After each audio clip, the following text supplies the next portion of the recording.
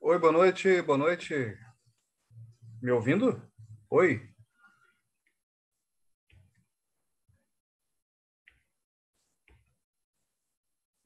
Aqui, maravilha, maravilha, maravilha. Agora sim, estava com um probleminha aqui de conexão, estava demorando para abrir o Zoom, aí fui tentar de novo, enfim. O importante é que agora deu certo. Olha só, o que é que eu proponho para essa aula de hoje aqui, né? Que eu tinha conversado com vocês já sobre algumas coisas importantes da prova de História da URGS, dado uma panorâmica na prova, dado uma geral assim, e agora mais concretamente estou trazendo para vocês aqui a prova do ano passado, ou melhor, desse ano, né? Porque ela foi aplicada no início desse ano de 2022. Eu não sei se tu já tens alguma familiaridade com essa prova, já chegou a vê-la na integralidade. Então, o que é que eu proponho para hoje? Que a gente faça um mapeamento dessa prova e que a gente observe dentro dela algumas questões importantes para as quais a gente precisa se atentar. Chegaste a fazer, Patrícia, esse vestibular da URGS, esse último aqui? Chegou a fazer essa prova? Vamos ver aqui. Aí, maravilha. Mas tu chegou a fazer esse último vestibular da URGS ou esse vai ser o teu primeiro? Vai ser a primeira vez? Beleza, então melhor ainda, né? Para a gente ver como é que a prova está estruturada. Então, o que é que eu digo para vocês? A prova segue uma sequência temporal, né? Então, essa daqui tem uma coisa um pouquinho esquisita lá no final, que eu já vou mostrar o que que é. Mas, em geral, ela segue uma sequência. A gente tem lá no início alguma coisa sobre história antiga, depois passa para a Idade Média, depois passa para o Renascimento, depois passa para a Idade Moderna, aí vem vindo para o mundo contemporâneo, e no meio de tudo isso vai se colocando história do Brasil, né? Isso vai aparecendo ali. Legal. Só que o que eu falei na aula anterior para vocês, e na anterior ainda, agora, como a prova está com pouquíssimas questões, imagina o quanto diminuiu nesses últimos anos, que na época em que eu fiz eram 35 questões, isso não faz tanto tempo assim, depois passou para 30, depois passou para 25, e finalmente agora estamos com 15 questões por disciplina. É claro, né, que vocês têm que pensar sempre que as questões agora são muito mais seletivas e que tem mais uma característica. Uma mesma questão contém agora várias coisas. Uma mesma questão está trazendo um período histórico assim um pouco maior para se trabalhar. É o caso já dessa primeira aqui, né? Então, se tu me permite, a gente pode dar uma espiadinha nela aqui. Olha só, história, primeira questão geralmente é história antiga. Com relação à história das antigas sociedades africanas e do Oriente Médio, assinale a alternativa correta. Bom, aqui a gente já tem que olhar o enunciado mesmo da questão para a gente se dar conta de uma coisa. Gente, Oriente Médio e história das antigas sociedades africanas. Misturou tudo com tudo. Se a gente pensa antigas sociedades do Oriente Médio, isso aqui pode estar falando de toda a Mesopotâmia. Então, se a gente pensa na Mesopotâmia, nas primeiras civilizações e todos os povos que passaram pela Mesopotâmia, desde os sumérios, passando pelos babilônios e tal. A gente coloca aqui também os persas, né, que também estão no Oriente. A gente coloca aqui também os hebreus, a gente coloca aqui também o Antigo Egito, todas aquelas civilizações do chamado crescente fértil, da Antiguidade Oriental, as chamadas civilizações hidráulicas, a gente coloca aqui. E mais aquelas civilizações africanas ou sociedades africanas que existiram no passado e que de alguns anos para cá a gente tem visto. Então, vê só, não é uma questão sobre Egito, somente sobre Egito. Não é uma questão somente sobre os hebreus. Não é uma questão somente sobre Mesopotâmia. Está pegando um monte de coisa, né? Está pegando todo o Oriente Médio e toda a África da antiguidade mais recuada. A gente não vai resolvê-la agora, mas é só para te teres uma ideia de que agora as questões estão menos específicas. Elas estão abrangendo mais coisas. É o caso aqui da 32 também.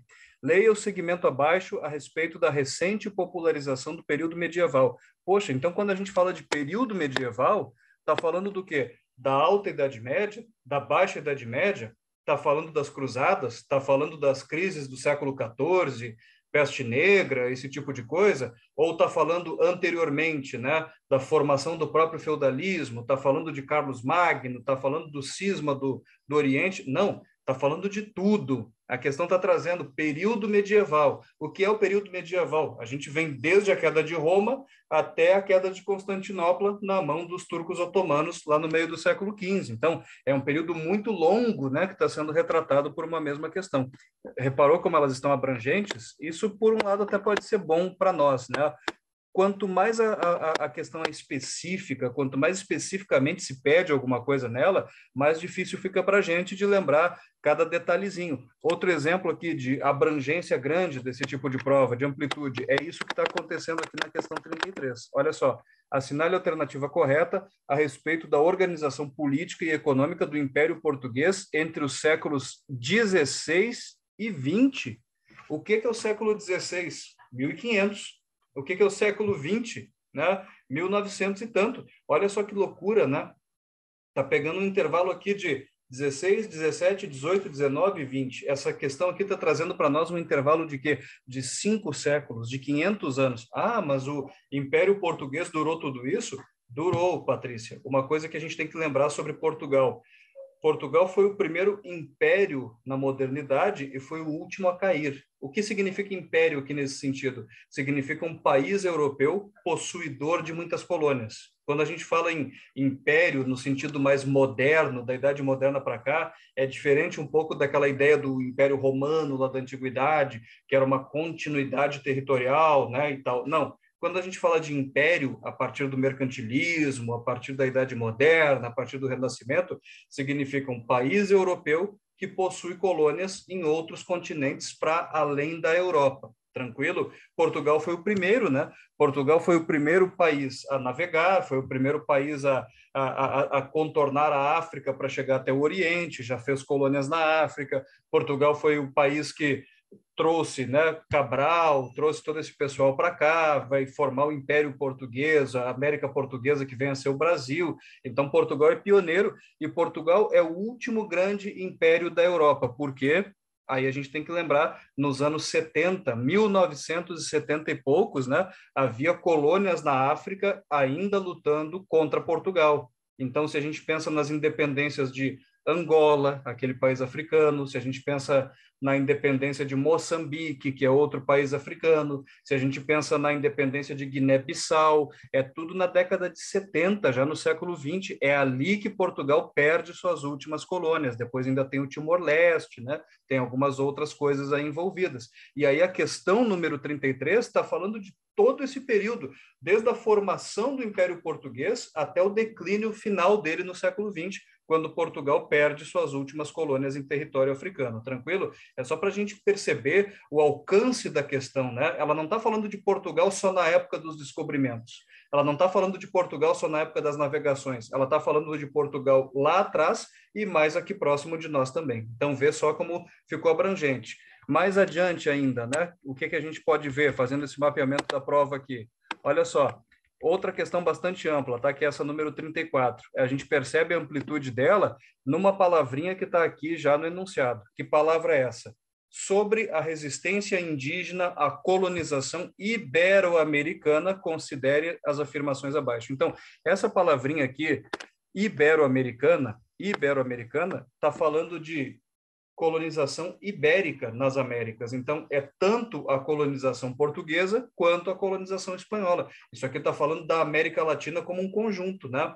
Tanto o que aconteceu na América Espanhola quanto o que aconteceu na América Portuguesa em relação aos indígenas está sendo tematizado aqui. Então, pode estar falando dos índios da Bolívia e o quanto eles sofreram nas mãos dos espanhóis? Sim, mas pode estar falando dos índios Tupinambá, da costa brasileira, e o quanto eles sofreram nas mãos dos portugueses também. A questão pode estar trazendo tudo isso. Ela tem todo esse alcance, né? Então, tudo isso é bem importante.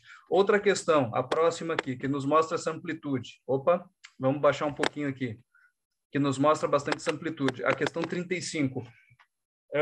Está falando sobre iluminismo, né? Século XVIII. Aliás, aquilo que a gente viu, Patrícia, nas aulas anteriores, da história do pensamento, como é que as ideias produzidas dentro de cada época são cobradas na prova da URGS, olha só, iluminismo está aqui, nessa questão aqui, que é da última prova que a URGS fez, né? Da última prova de história. Então, o que eu disse para vocês, todo ano tem questão sobre renascimento, sobre iluminismo, sobre essas coisas todas, e essa 35 aqui é mais um exemplo disso, do quanto a gente deve estar ligado nesse tipo de coisa, né? É relevante, Patrícia, é bem relevante. A gente pensar na colonização da América Latina num sentido amplo, né? Os portugueses chegam, os espanhóis chegam, né? O que é que a gente deve lembrar? o tipo de colonização dos portugueses, trazendo cana-de-açúcar para cá, que é uma colonização mais rural. A colonização espanhola, ela foi um pouco mais urbanística, né? Os espanhóis, desde o começo, já construíram cidades. Os espanhóis, eles não eram tanto da agricultura, eles eram mais da mineração. Então, eles estavam procurando ouro, prata, vão descobrir minas de prata na Bolívia, no norte aqui da Argentina, né? Então, a gente tem que pensar um pouco nesse período, mas tem que pensar também que a colonização portuguesa e a colonização espanhola, elas têm muitos pontos em comum. Quais pontos em comum? Primeiro, são colônias de exploração, né? Nem Portugal nem Espanha pensam muito em fazer uma nova civilização aqui, povoar e etc., assentar excedentes populacionais aqui, não existia isso, né? Do ponto de vista português e espanhol. Eles estão pensando no lucro, especialmente naquele lucro que possa vir mais rápido, mais imediato. Tanto portugueses quanto espanhóis aqui na América Latina utilizam mão de obra escravizada, num primeiro momento indígena. Depois a Igreja Católica protege os indígenas, tanto na América Portuguesa quanto na espanhola, quer dizer, tanto no Brasil quanto no restante aqui da América Latina, a Igreja depois vai interferir, vai proteger. E aí tanto portugueses quanto espanhóis, os portugueses mais do que os espanhóis, mas os dois farão o quê? Vão trazer africanos para cá para trabalharem como escravizados em substituição àquela mão de obra indígena que a igreja estava já protegendo. Então, é importante pensar no processo de um modo mais geral, viu? Né? Já não é mais algo tão específico quanto se cobrava antigamente. O propósito dessa aula de hoje é realmente perceber que as questões estão bem amplas, né? Bem abrangentes, entendido? Por exemplo, essa questão 36 aqui, ela é bem abrangente também, né? Com relação ao processo histórico da independência do Brasil, assinale com V ou F as afirmações abaixo. Então, repare numa coisa. Processo histórico da independência do Brasil. Tá, a independência do Brasil, a gente sabe. Ela acontece no dia 7 de setembro de 1822, fez 200 anos agora recentemente, é quando Dom Pedro I puxa a espadinha dele lá e dá o grito do Ipiranga. Mas a questão, ela está te pedindo outra coisa. Ela não está só te pedindo a data da independência, o que aconteceu naquele dia, por que é que naquele momento Dom Pedro I tomou aquela decisão. Isso também está envolvido. Mas repara que a questão fala de processo histórico. E quando é que começa o processo de independência do Brasil? Não começa em 1822, começa antes disso. Começa em 1808. O que é que acontece de importante em 1808? A corte é transferida para cá. Então, nós temos Dom João VI, que é o príncipe regente de Portugal, fugindo de Napoleão, vindo para cá com a proteção da Inglaterra. Ele muda a capital do reino todo de Lisboa para o Rio de Janeiro. E ali a colônia vira metrópole, entendeu? E aí os brasileiros sentiram o gostinho do que é ser metrópole, e aí não vão aceitar mais depois essa condição de colônia. Então, o que é a independência do Brasil? É um processo longo, né? É um processo que começa em 1808, com a vinda de Dom João VI. Em 1822, Dom Pedro I dá o grito do Ipiranga e a emancipação acontece de um modo mais claro, mas ainda assim, a independência total do Brasil só vai acontecer em 1823. Né? Mesmo depois que Dom Pedro I dá o grito do Ipiranga, tem gente na Bahia que resiste à independência. Quando Dom Pedro dá o grito do Ipiranga, isso é importante saber, ele tem o controle sobre a província do Rio de Janeiro, sobre a província de São Paulo e sobre a província de Minas. Mas outras partes importantes do Brasil, como a Bahia, como o Pará, ainda não haviam aderido à independência e vão resistir contra ela, por quê? Para os comerciantes de Salvador, na Bahia, ou do Pará, era mais interessante permanecer colônia portuguesa porque teriam mais vínculos comerciais com a Europa, e então eles vão resistir por um tempo. Então, a independência ela é um processo. Tem o ato do grito da proclamação, mas isso é fruto de um processo que não se encerra ali e que vai continuar. E a questão está pedindo para nós o quê? Está pedindo essa abrangência, para que a gente olhe a independência do Brasil como um processo mais amplo, iniciado em 1808. Pode ver, essa segunda aqui está falando de Dom João VI, Inglaterra, 1808, isso realmente já está em curso, né? Bom, mais adiante, depois a gente resolve, tá? Na próxima aula a gente pode pegar essa prova aqui. Eu não sei se o Fernando está resolvendo questões com vocês, ele está? Ou ele está fazendo a revisão mais pontualmente, assim, com tópicos? O que é que ele tem feito?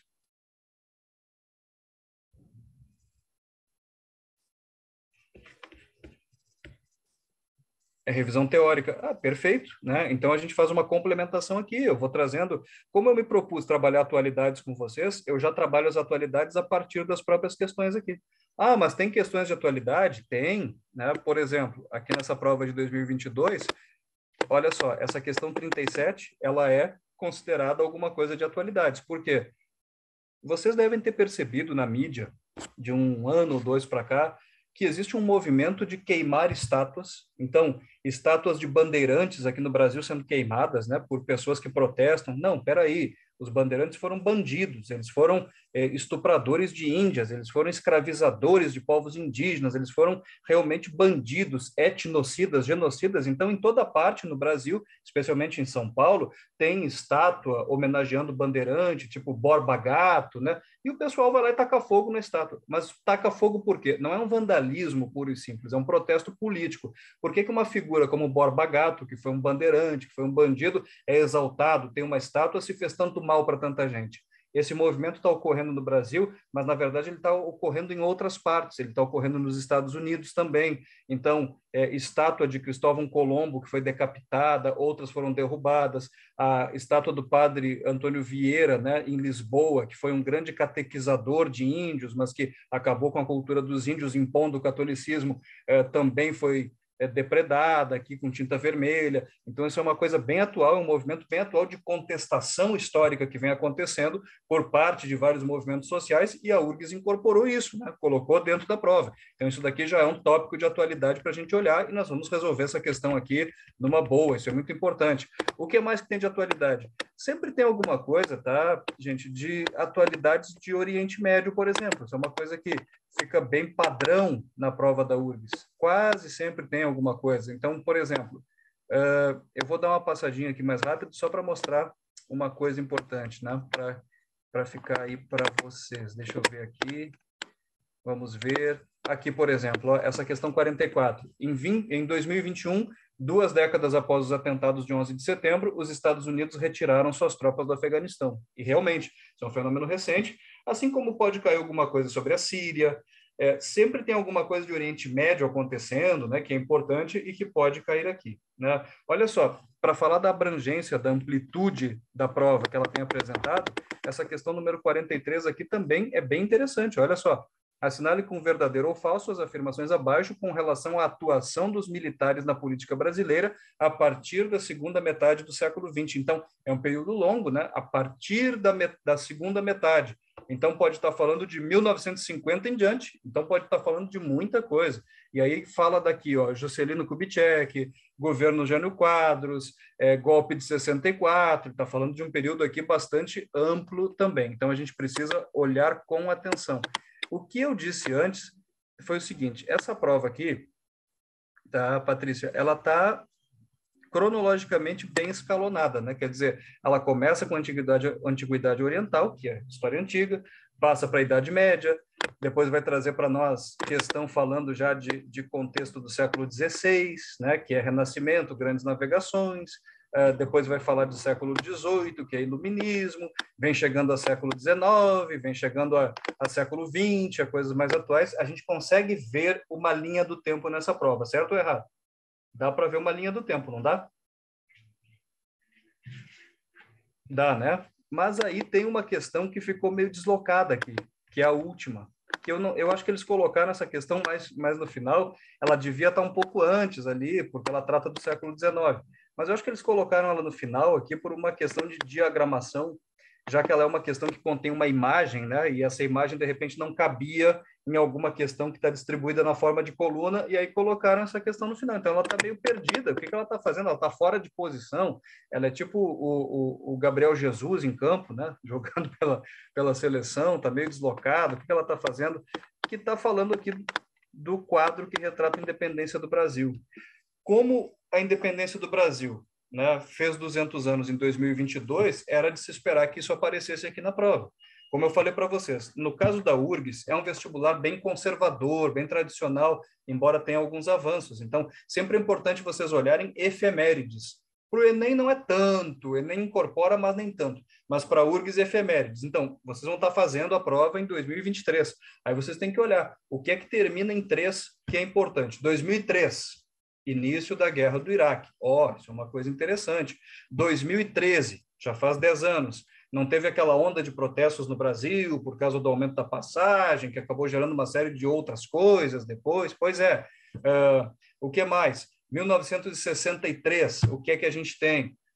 A gente tem o plebiscito que faz o João Goulart recuperar o poder de presidente. 1973, a gente tem o primeiro choque do petróleo, crise do petróleo, Irã, Oriente Médio. Então, a gente sempre tem que olhar para essas coisas. 1933 é o ano em que Hitler sobe ao poder, é eleito, né, chanceler na Alemanha, tipo assim, primeiro-ministro lá, isso é em 33. Então, é super importante que a gente olhe. 1953, Getúlio cria a Petrobras. Então, tem muita coisa aí, né, no 3 que é muito importante para a gente olhar. E é bom que vocês deem uma investigada nisso, assim, por conta própria, sempre é muito bom, né? Esse quadro aqui sobre a independência estava presente porque a prova foi em 2022, então, 200 anos da independência. A gente poderia resolver essa questão. O que tu acha? A gente poderia começar de trás para diante, né? Fazendo aqui um exercíciozinho de resolução bem URGS. Que tal? Aproveitar o nosso tempo para exercitar. Bora lá. Então, a gente está olhando bem para a imagem. Olhando para a imagem, assim, de maneira crítica, a gente já pode perceber uma série de coisas. Dom Pedro I, ele estava subindo serra e descendo serra, né? Ele estava no caminho para Santos, indo, voltando. Não se usava cavalo para fazer esses percursos, se usava burro, jumento, mula, né, que tem maior resistência para subir. Então, Dom Pedro I, muito provavelmente, estava montado num animal que não era um cavalo. Mas, evidentemente, não vão retratar o proclamador da independência, né, montado num jumento. Então, botaram já um cavalo garboso e tal. Tu acha que dias e dias subindo serra, dias e dias descendo serra, dias e dias fazendo esse percurso nas condições da época, a roupa desse pessoal ia estar branquinha, que o Dom Pedro I estaria com uma farda de gala bonita, maravilhosa? É claro que não, é evidente que não. Então, esse quadro foi pintado para quê? Para criar imageticamente no povo brasileiro essa consciência de que nós temos um herói que proclamou nossa independência, mas o cara devia estar virado num farrapo, devia estar que nem a gente, depois de um dia inteiro de trabalho, nesses dias de calorão, que a gente chega em casa já meio desumanizado, assim, daí para pior. Mas, evidentemente, que o Pedro Américo pinta isso depois. E olha a data, 1888, né? Ele pinta isso depois, bem depois, 60 e tantos anos depois da proclamação da independência. O que nos pede a questão? Primeiro, que a gente observe a figura, e a gente tem que observar realmente com esse olhar mais crítico. O que ele está retratando? Tá, o grito do Ipiranga, independência ou morte. Mas será que foi bem assim? Será que tinha povo, como está retratado aqui no canto esquerdo de vocês assistindo essa cena? Será que realmente o povo viu isso, né? Sei lá. Aí o que pede aqui abaixo? O quadro Independência ou Morte está localizado no Salão Nobre do Monumento do Ipiranga, construído entre 1885 e 1890. O edifício monumento tinha como objetivos reforçar o 7 de setembro como episódio que promoveu o nascimento do Brasil, apresentar Dom Pedro como herói nacional e construir uma memória positiva do Império. Memória positiva do Império. Gurias, 1885, quando começa essa construção, o Império está no final.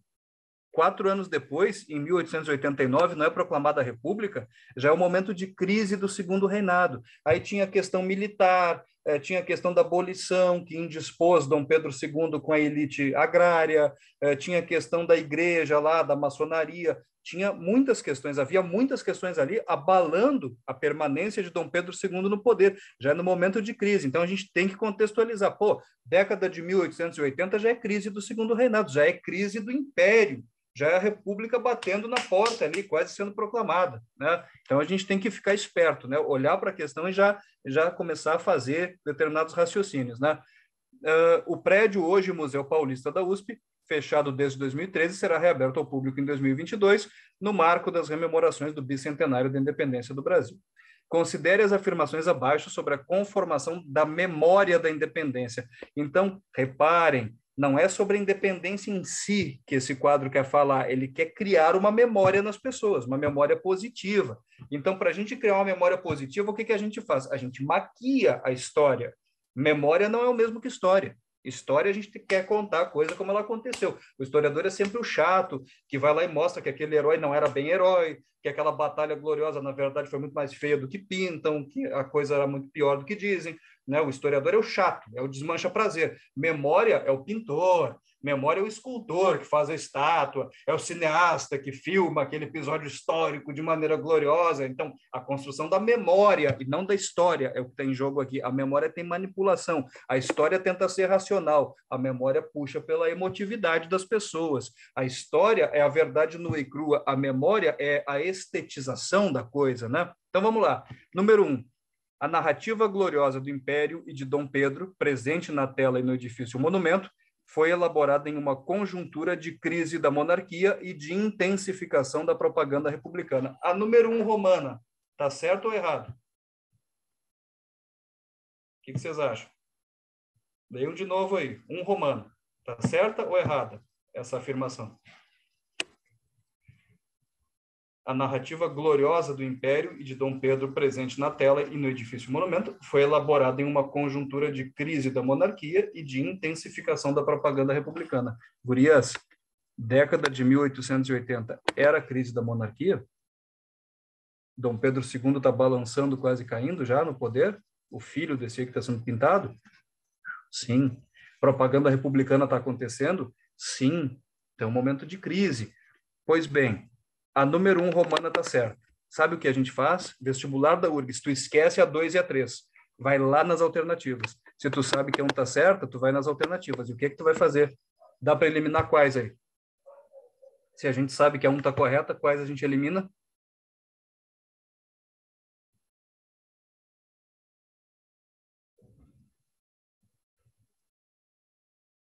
A gente elimina B e a C. Não é isso? A gente já tira a B, que é apenas 2, e a gente já tira a C, que é apenas 3, entendeu? Esse é o raciocínio de vocês. Não importa o que diz na 2 e na 3. Se tu sabe que a 1 está certa, ou mesmo que ela estivesse errada, tu já vai nas alternativas e vê o que, que dá para eliminar. Já te dá aquele conforto. Bom, beleza. 2. A tela, mesmo executada décadas depois dos acontecimentos, representa um retrato fiel dos episódios ocorridos na colina do Ipiranga, em São Paulo, em 7 de setembro de 1822. A tela está retratando de maneira fiel? Dom Pedro realmente estava limpinho daquele jeito? Dom Pedro realmente estava montado num cavalo garboso? Claro que não. Bom, então nós já sabemos duas coisas, que a 1 está certa e a 2 está errada. Pode ser a letra A? Pode. Pode ser a letra D? Pode. A gente ainda não olhou a 3, mas não pode ser a letra E. Então, gurias, nós ficamos apenas entre duas alternativas. A gente nem leu todas as afirmações aqui, mas a gente já ficou apenas entre duas. Olha que legal. Então, a URGS é fácil. Eu digo para vocês, o vestibular da URGS é muito mais fácil que a prova do Enem, porque a própria questão te dá esses mecanismos, te dá essas possibilidades de eliminar coisas. O nosso dilema agora é saber se a 3 está certa ou errada, mas a gente já ficou meio a meio, 50-50.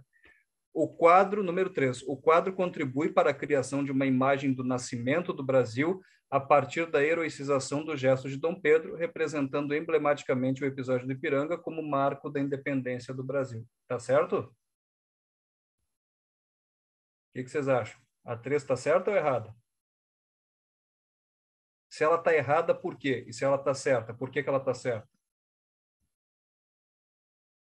Imagem do nascimento do Brasil. Eu colocaria assim, do nascimento do Brasil livre, do nascimento do Brasil independente, né? Porque o nascimento do Brasil pode evocar Cabral, 1500 e tal e coisa, mas ainda assim, a 3 está errada? No geral, ela não está, né? A gente poderia ficar com 1 e 3? Poderia?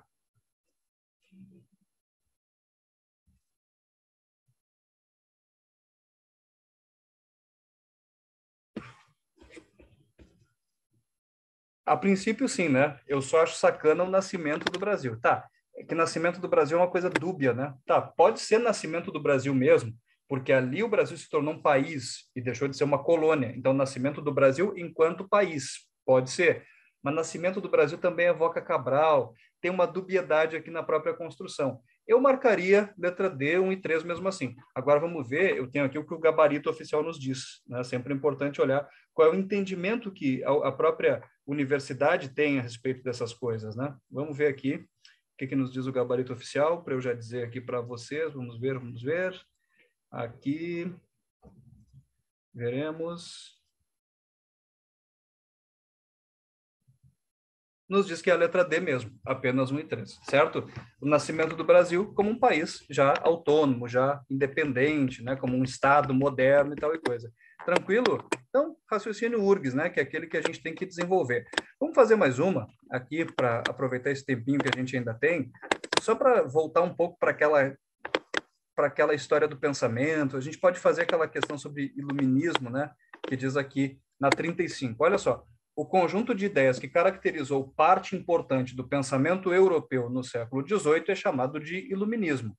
Aí tá, tudo bem, França, né? Voltaire, Montesquieu, Rousseau. Entre suas características principais estão: letra A, o abandono completo das religiões, o fim do clero e a difusão do ateísmo como forma de vida. A letra A tá certa? Não. Os iluministas não eram ateus propriamente, né? Uma coisa é ser anticlerical, a outra coisa é ser ateu. É diferente. O que é ser anticlerical? É criticar a postura da igreja.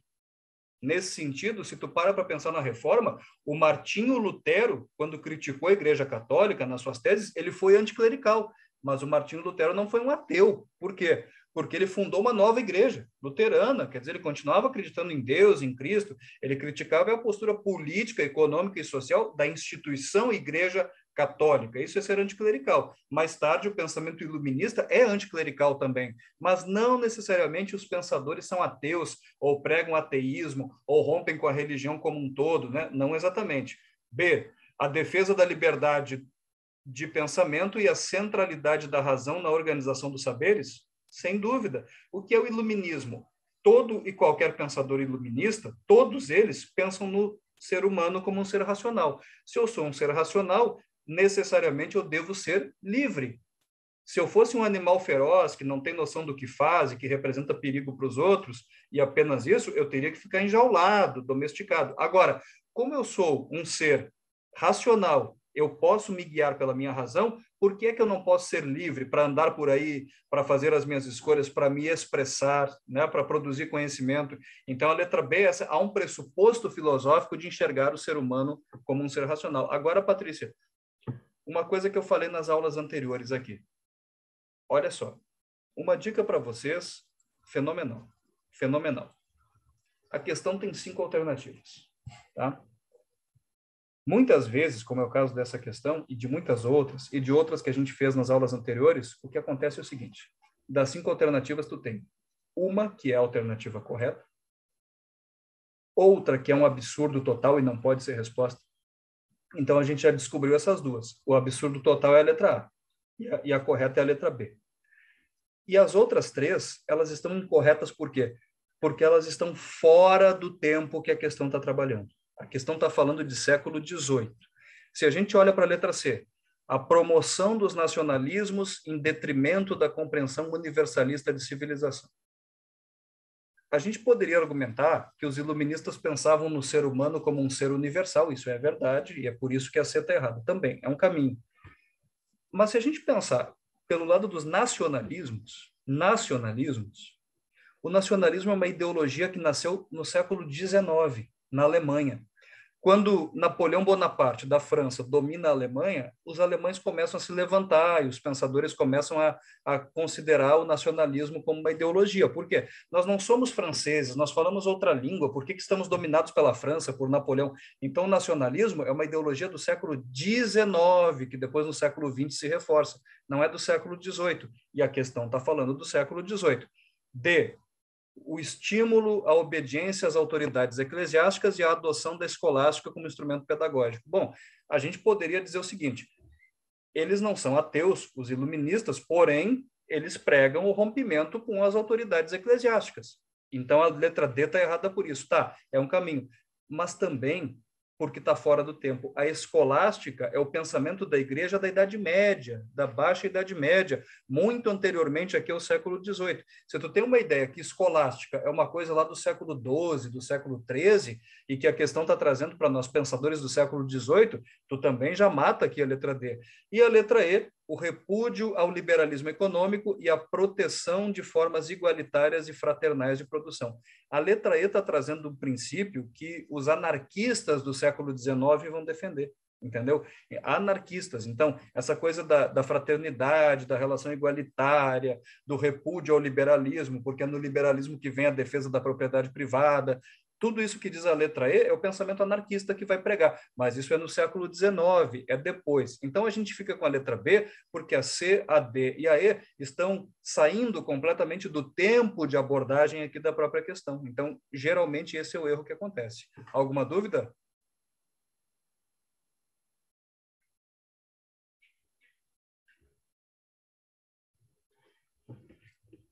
Tudo tranquilo?